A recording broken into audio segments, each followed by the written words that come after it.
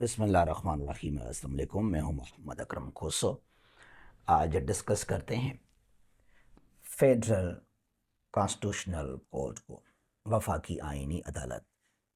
27 तरमीम में एक न्यू कोर्ट बनाया गया है।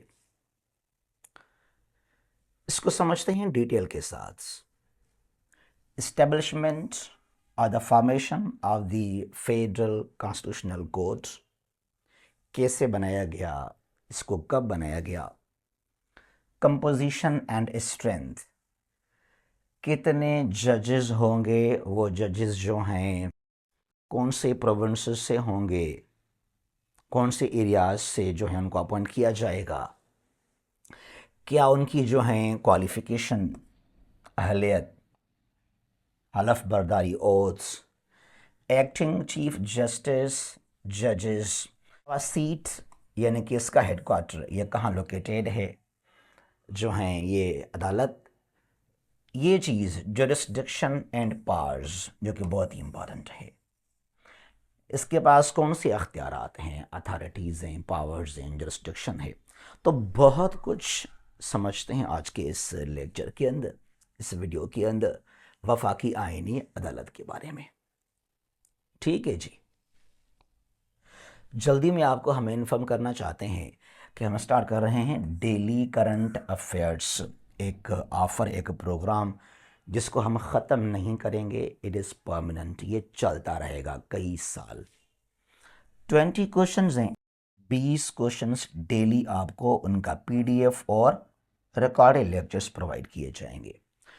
20 क्वेश्चंस कहाँ से होंगे? National and international developments events, और ये जो हैं वन लाइनर फॉर्म के अंदर, ख़ास तौर पे जो एमसीक्यूज टेस्टें हैं इंटरव्यूज़ के लिए भी, और to some extent descriptive exams के लिए भी आपको हमारा ये ऑफ़र सपोर्ट करेगा।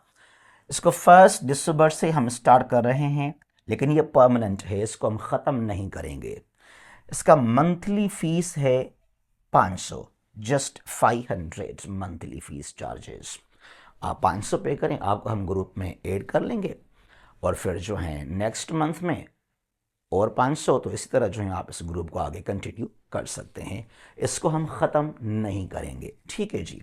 अच्छा, इसके अलावा जो हैं हमारे पास है एक और ऑफ़र असिस्टेंट इलेक्शन कमिश्नर के लिए। अब ये 7 मॉक टेस्ट हैं। सिलेबस क्या है? इलेक्शन एक्ट 2017 पाकिस्तान का आइन है, इस्लामियात और Islamic studies, Pakistan affairs, current affairs, IQ, यहाँ कुछ और क्वेश्चंस हैं। और हमारा मेन फोकस होगा इलेक्शन एक्ट और पाकिस्तान के आइन के ऊपर। तकरीबन जो हैं आउट ऑफ 150 क्वेश्चंस हम कहाँ से देंगे? पाकिस्तान के आइन से और 2017 का इलेक्शन का एक्ट, ताकि चीज़ें ये जो मेन एरियाज़ हैं जल्दी इनको आप समझ सकें। 25 नवंबर से लेकर 5 दिसंबर तक ये जो है हमारे मॉक टेस्ट चलेंगे। इसके चार्जेस हैं जो हैं 2500, 2500, और ये हमारा व्हाट्सअप ग्रुप है, व्हाट्सअप नंबर है फॉर रजिस्ट्रेशन 0341959889, और डेली 20 क्वेश्चंस के लिए भी हमारा सेम व्हाट्सअप नंबर है 0341959889। ठीक है जी। अच्छा, let's move towards our lecture. Pakistan के आइन के अंदर वैसे देखा जाए तो बहुत सारे आइन के आर्टिकल्स हैं जिनको चेंज किया गया, या कुछ न्यू आर्टिकल्स यहाँ पे ऐड किए गए हैं। अब जहाँ तक बात है फेडरल कॉन्स्टिट्यूशनल कोर्ट की, इसके लिए आइन के आर्टिकल 175 और 175A को अमेंड किया गया है, चेंज किया गया है। Establishment and jurisdiction of courts, appointment of judges to the Supreme Court, High Courts and the Federal Shariat Court। ठीक है, तो आर्टिकल 175 और 175A को चेंज किया गया है, तरमीम किया गया है। और उसके अलावा अब पहले हमारे आइन के अंदर ना ये 75 को लेकर ये 2 आर्टिकल्स, 175 फिर ये 175A।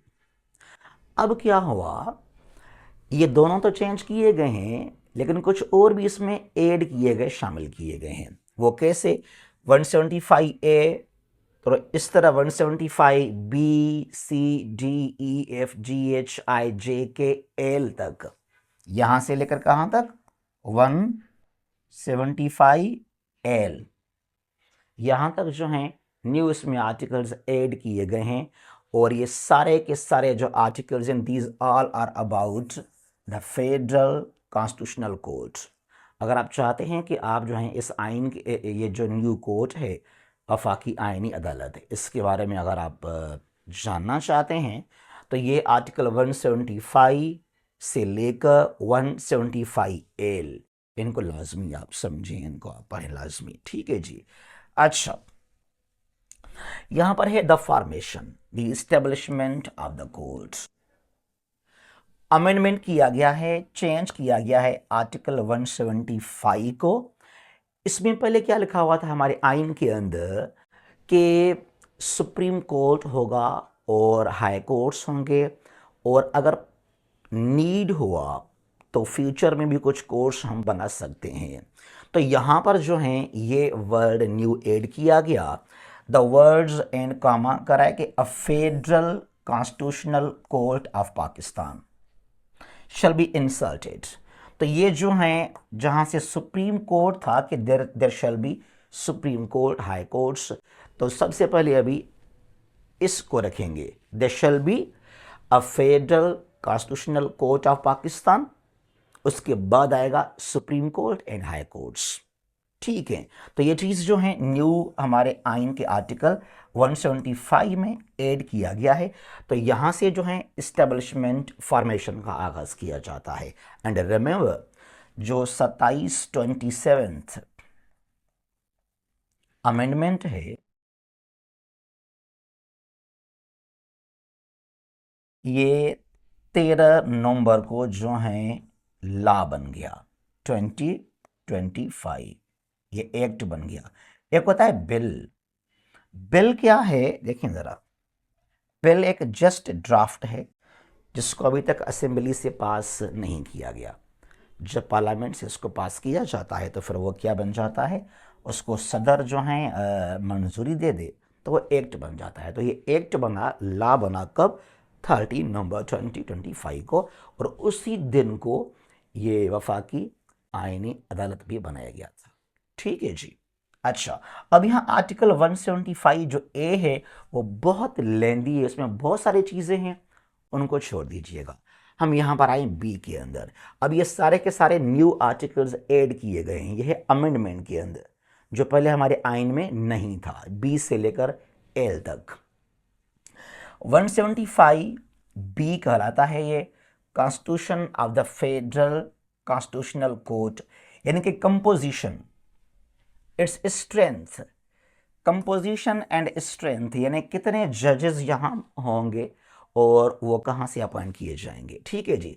करेक्ट है, द फेडरल कॉन्स्टिट्यूशनल कोर्ट, यहाँ पर जो है इसका होगा एक chief justice to be known as the chief justice of the federal constitutional court of Pakistan, and so many other जजेस may be determined by the act of Majlis Shura. बहुत सारे और भी जजेस अपॉइंट किए जाएंगे। कौन अपॉइंट करेगा? या हमारा पार्लियामेंट। अगर वो अपॉइंट नहीं कर सका, कोई इशू यहाँ पर कुछ हो गया, until so determined as may be fixed by the president। ठीक है, तो यहाँ एक है चीफ जस्टिस, उसके अलावा कितने जजेस यहाँ अपॉइंट किए जाएंगे यहाँ फिक्स्ड नहीं है, लेकिन ये जो है कहा गया है, ये सुनने में आ रहा है पर होंगे 13 जजेस। ठीक है जी। अच्छा, अब यहाँ पर जो है ना इक्वल नंबर ऑफ जजेस फ्रॉम ईच प्रोविंस, तमाम सूबों से जो हैं बराबरी के बुनियाद पर जजेस अपॉइंट किए जाएंगे। Clear now? अच्छा जी, यह है appointment of the federal constitutional court जजेस। ठीक है जी। अच्छा, यहां पर क्राइटेरिया क्या है, कोई जज अगर उसको अपॉइंट किया जाता है, उसको अपॉइंट कौन करेगा और क्या चीज़ें हैं जो ऑब्जर्व किए जाएंगे कि ये चीज़ें उस शख्स में होनी चाहिए, वो क्वालिटीज़ या क्वालिफिकेशंस या एक्सपीरियंसेस, तो उसको जो है जज यहाँ अपॉइंट किया जाएगा। The chief justice of the federal constitutional court and each of the other जजेस shall be appointed by the president in accordance with article 175A। अब ये वो चीजें हैं, जरा आप समझें इनको। A person shall not be appointed as judge unless he is a citizen of Pakistan। वो पाकिस्तान का शहरी लाजमी हो, पाकिस्तान का शहरी वो शख्स लाजमी हो। उसके अलावा is or has been a judge of the Supreme Court, वो सुप्रीम कोर्ट का पहले जज रह चुका है या अभी जज है। has for period of not less than 7 years been a judge of high court। अगर सुप्रीम कोर्ट का वो जज नहीं है, किसी हाई कोर्ट का जज है, तो वो जो है उसके पास 7 ईयर्स उसने वहाँ सर्विस प्रोवाइड लाजमी किए हों। उसके अलावा और has for a period of not less than 20 years been an advocate of high court and is an advocate of the supreme court, तो उस शख्स को जो है अपॉइंट किया जाएगा एज अ जज of the federal constitutional court. ठीक है जी। अच्छा, यहां पर यह है ओथ टेकिंग सेरेमनी, हलफ बर्दारी। Oath of office of the chief justice and other जजेस of the federal constitutional court. हलफ कैसे जो है ये उठाएंगे, कौन, किसके सामने? Before entering upon office, the Chief Justice of FCC shall make before the President। सदर के सामने जो है हलफ उठाएगा चीफ जस्टिस। ठीक है जी। एंड एनी अदर जज of the federal constitutional court shell make before the chief justice. समझ गए मेरी बात को यहां तक आप? जो चीफ जस्टिस है, जो अभी हलफ उठाया उसने, अमीनुद्दीन खान, तो सदर के सामने हलफ उठाएगा। और जो बाकी जजेस हैं, जो अभी कहा जा रहा है कि 13 जजेस हैं या जितने भी हैं, तो वो किसके सामने? बिफोर चीफ जस्टिस, उसके सामने हलफ उठाएंगे। ठीक है। अच्छा, अभी तक जो हैं ये 7 अमीनुद्दीन खान जो कि फर्स्ट चीफ जस्टिस अपॉइंट किए गए हैं फेडरल कॉन्स्टिट्यूशनल कोर्ट के, और मैंने कहा कि तमाम सूबों से जो हैं इक्वल डिस्ट्रीब्यूशन होगा जजेस के अपॉइंटमेंट का। Aminuddin Khan from Punjab has been appointed as the first chief justice of the federal constitutional court. ठीक है। उसके अलावा जो बाकी जजेस हैं, अभी तक ये 6 जजेस हैं, एक चीफ जस्टिस और 6 जजेस, और कुछ और भी यहाँ पे आ जाएंगे, हलफ उठाएंगे।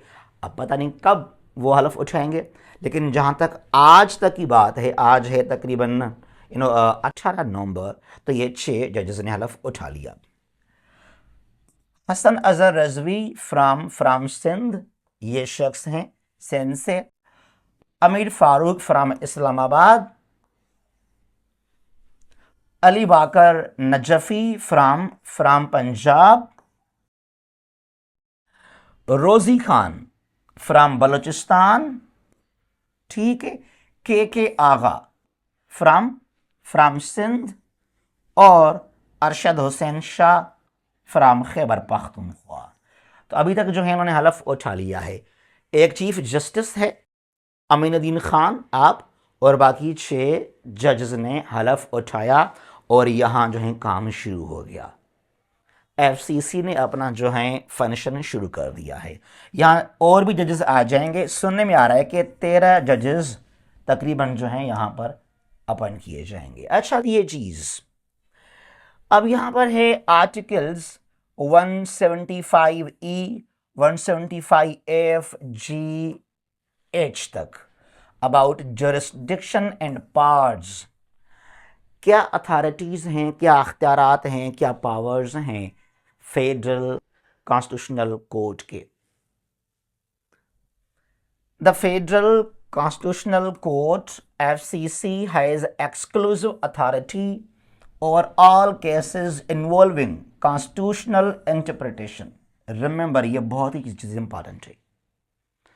जो आईनी केसेस हैं वो तमाम के तमाम इसके अंडर में आ जाएंगे। उसके अलावा फेडरल प्रोविंशियल डिस्प्यूट्स, कोई मसला है वफाक और किसी सूबे के दरमियान में या वफाक और सूबों के दरमियान में, इंटर प्रोविंशियल डिस्प्यूट्स, सूबों के बीच में कोई तकरार है पानी को लेकर, कोई भी इशू है NFC अवार्ड को लेकर, एंड फंडामेंटल राइट्स पिटिशंस। ठीक है जी। अच्छा, all pending cases falling under this jurisdiction जो यहाँ हमने डिस्कस किए हैं will automatically shift to the FCC. The FCC jurisdictions on questions of law will be binding on all courts including the Supreme Court of Pakistan. तो supreme court से भी बिल्कुल ऊपर चला गया ये federal constitutional court. Supreme court काफी अभी नीचे आ गया है। ठीक है जी। The supreme court will only address civil and criminal cases. देखें जरा, एक ये है कॉन्स्टिट्यूशनल केसेस इंटरप्रिटेशन। जितने भी आईनी बहरान हैं, आइन को लेकर कोई भी जो है प्रॉब्लम हो जाए, कोई केस आ जाए तो उसको एड्रेस करेगा ये अदालत। मसलन कैसे आइन को लेकर, जिस तरह इमरान खान को हटाने के लिए अदम एतमाद लेकर आए असम्बली के अंदर, और कासिम सूरी जो थे वहाँ पे डिप्टी स्पीकर, और आपने जो है रूलिंग दिया कि ये इनको फॉरेन इन्वॉल्वमेंट है तो लिहाजा ये जो हैं काबिल कबूल नहीं है ये जो हैं अदम एतमाद, तो रूलिंग दिया आपने, इसको ख़त्म कर दिया वहाँ पर। फिर संडे को ही जो है वो खुल गया हमारा माशाल्लाह ऑनरेबल सुप्रीम कोर्ट, और वहाँ 5-6 दिनों के लिए एक बड़ा सा बैठक लगा। अब ये क्या है? ये है आईनी बहरान, आईनी केस है कि अदम एतमाद जो रूलिंग है वो सही है, वो सही नहीं है, या आइन को लेकर ये कुछ इतने रिजर्व सीट्स हैं, ये इलेक्शन जो हैं एक साइन है, निशान है, इसको मिलना चाहिए नहीं मिलना चाहिए, बहुत सारी चीज़ें हैं कुछ इस तरह जो आइन को लेकर। These all will be addressed by the FCC। फिर जो बाकी केसेस हैं सिविल क्रिमिनल, मतलब कोई मर्डर केस है, प्रॉपर्टी केस है, चोरी केस है, डकैती केस है, इस तरह केसेस वो सारे यहाँ चलेंगे सुप्रीम कोर्ट के अंदर। और आइन को जिस तरह जो आइन का इंटरप्रिटेशन है, जो आइन का मतलब है, इस कोर्ट की मर्जी, भाई जो आइन में ये लिखा है इसका मतलब ये है, जो फतवा दे it is binding on all the courts. नई सुप्रीम कोर्ट, नई हाई कोर्ट्स, कोई कुछ भी नहीं कहेगा, मतलब ये हमारा अभी अपेक्स कोर्ट बन चुका है। जो बाकी कोर्ट्स हैं वो इसके मातहत चलेंगे। अच्छा, यह है article 175I, retiring age of the Chief Justice and other judges of the courts। किस एज में जजेस को रिटायर होना है? जज, अब जज की बात कर रहा है, जो हमने कहा ना कि 13 जजेस यहां पर होंगे आगे चलकर। अ जज of the federal constitutional court shall hold office until he attains the age of 68 years। तो अपर एज लिमिट क्या है? 68 years। ठीक है जी। Unless he resigns or is removed from office in accordance with law, वो खुद इस्तीफा दे दे या कुछ उसने गलत किया तो लॉ के तहत उसको हटाया जाएगा, वो अलग बात है। लेकिन जो है इसका जो अपर एज है वो है 68 ईयर्स। ठीक है जी। अच्छा, करें कि ऑफिस ऑफ चीफ जस्टिस जिसका टर्म है, क्या है ये टर्म है, वो कितना होगा, वो होगा 3 ईयर्स, 3 ईयर्स के लिए, 3 सालों के लिए। ठीक है, लेकिन यहां कुछ और भी चीजें हैं, देखें जरा। अनलेस ही रिजाइन्स और he attains the age of 68 years और इज रिमूव्ड फ्रॉम ऑफिस। जरा इस बात को समझिएगा अभी आप। ठीक है, 3 साल टर्म है ऑफिस का और यहां 68 ईयर्स रिटायरिंग एज है। यूं समझें, सपोज 63 ईयर्स के एज में चीफ जस्टिस बन गया कोई शख्स। ठीक है, 3 सालों के बाद ये खुद हो जाएगा रिटायर, यानी कि 66 के एज में ही। इसका टर्म है ही 3 साल देखा जाए तो। या इसको यूं समझते हैं फिर एक और चीज, एक शख्स उसको अपॉइंट किया गया 67 ईयर्स के एज में as the chief justice of the FCC. अब है तो इसका टर्म 3 ईयर्स, लेकिन अपर एज क्या है, 68 ईयर्स यहां पर है। तो आगे जो है सिर्फ 1 साल रह पाएगा एज द चीफ जस्टिस, ये नहीं कि लाजमी ये 3 साल कंटिन्यू करे। फिर इसका एज हो जाएगा फिर 70 ईयर्स आफ्टर 3 ईयर्स, तो उसको 1 साल ही वहां पे स्टे करना पड़ेगा as the chief justice of this court. ठीक है, तो ये इसका जो टर्म है वो है 3 ईयर्स और अपर एज लिमिट क्या है, वो है 68 ईयर्स। ये आर्टिकल 175J, ये सारे के सारे अभी ऐड किए गए हमारे आइन के अंदर, पहले नहीं थे ये। एक्टिंग चीफ जस्टिस,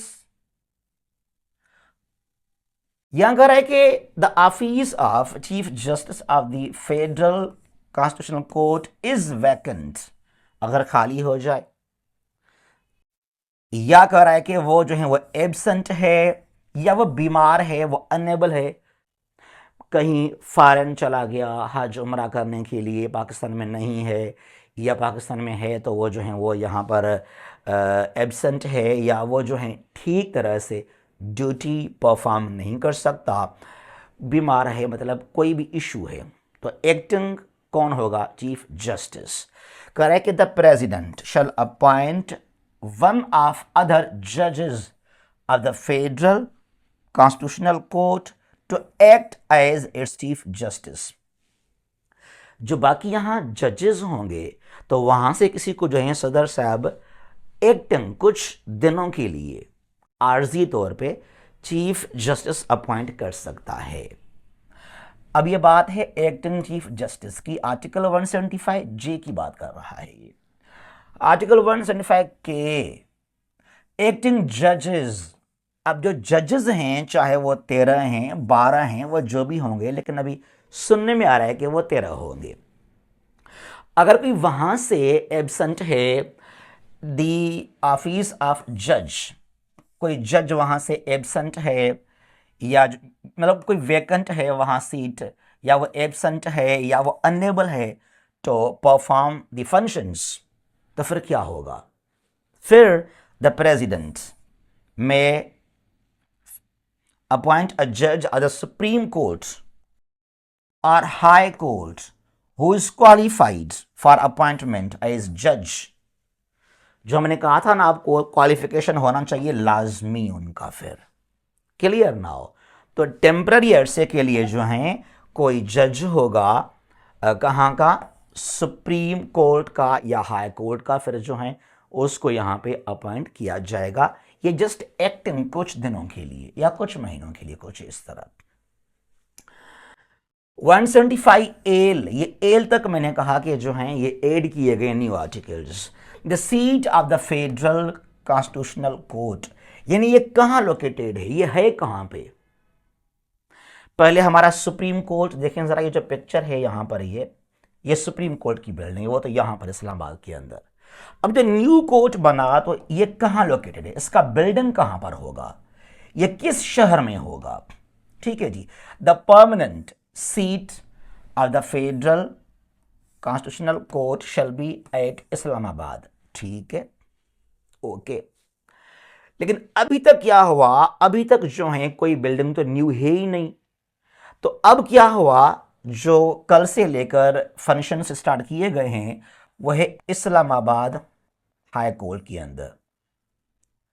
जो न्यू बिल्डिंग है इस्लामाबाद हाई कोर्ट का, तो ये भी दोनों कोर्ट जो है वो एक ही बिल्डिंग के अंदर हैं, इस्लामाबाद हाई कोर्ट भी और फेडरल कॉन्स्टिट्यूशनल कोर्ट भी, दोनों कहां पर हैं, इसी एक बिल्डिंग के अंदर। रुकेस करके इस्लामाबाद हाई कोर्ट से कुछ कमरे लिए गए, कुछ एरियाज लिए गए हैं कि भाई ये 3-4 रूम्स हमें दे दें कुछ अरसे के लिए, तो यहाँ पर जो हैं हम काम करेंगे।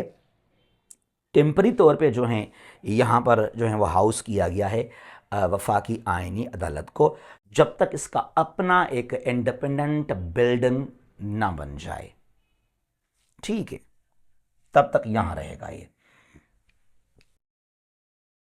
अच्छा जी, अब यहां पर बहुत सारे सवालात भी हैं। क्या फायदा होगा, एडवांटेजेस?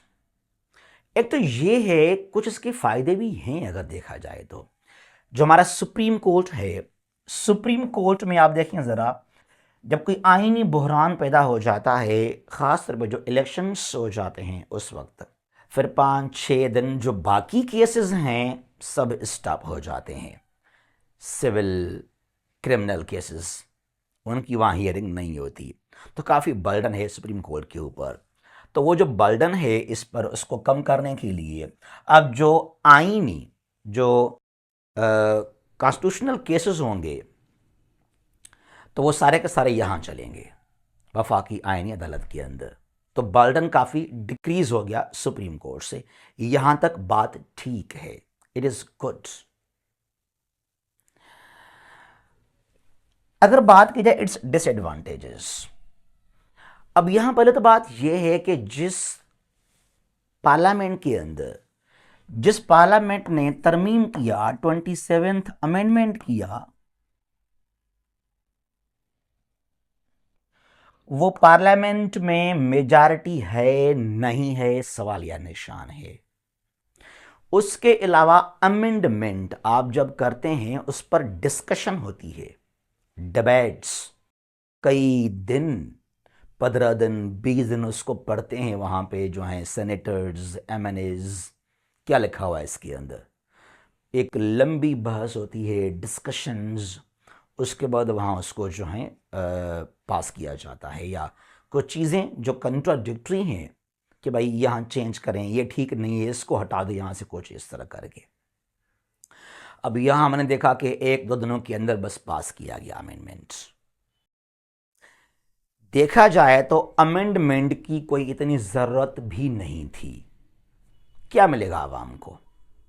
पाकिस्तान के अंदर, दुनिया में क्या होता है कि अमेंडमेंट किए जाते हैं आइन के अंदर for the welfare of the people, for the benefit of common people. लेकिन हमारे पास क्या होता है कि एक डिक्टेटर है, एक हुक्मरान है, प्रेसिडेंट है, प्राइम मिनिस्टर है, ख़ुद को स्ट्रांग करने के लिए, ख़ुद को पावरफुल करने के लिए, अपना जो टेन्योर उसको एक्सटेंड करने के लिए वो तरमीम कर देते हैं, चाहे वो ज़िया था, मुशर्रफ था या कोई और भी था। बहरहाल अब इसमें ये चीज़ है जो लोग समझते हैं, सोचते हैं कि इसको मिसयूज़ किया जाएगा। ये सोच में है कि ये जो है इंडिपेंडेंट, फ्री, ट्रांसपेरेंट कोर्ट नहीं होगा। ये जिस तरह करेगा आइन का इंटरप्रिटेशन, तो जिस तरह इसको एस्टेब्लिशमेंट कहेगा ये वही काम करेगा। यानी कि न कोई फेयर इलेक्शंस होंगे, न कोई यहाँ से फेयर वर्डिक्शन आएगा, कुछ भी नहीं आएगा। अब सुप्रीम कोर्ट जो है उसके हाथ में कुछ भी नहीं है, एक डिस्ट्रिक्ट कोर्ट बन गया सुप्रीम कोर्ट। और ये किसके अंडर में है? यहाँ जो जजेस हैं, जो भी यहाँ पर है, ये सुनने में आ रहा है, ये लोग सोच रहे हैं ऐसे कि वो तमाम जो हैं वो इस्टेब्लिशमेंट के हुक्म पर काम करेंगे। तो लिहाजा ये ट्रांसपेरेंट नहीं होगा। ये इतना इफेक्टिव साबित नहीं होगा।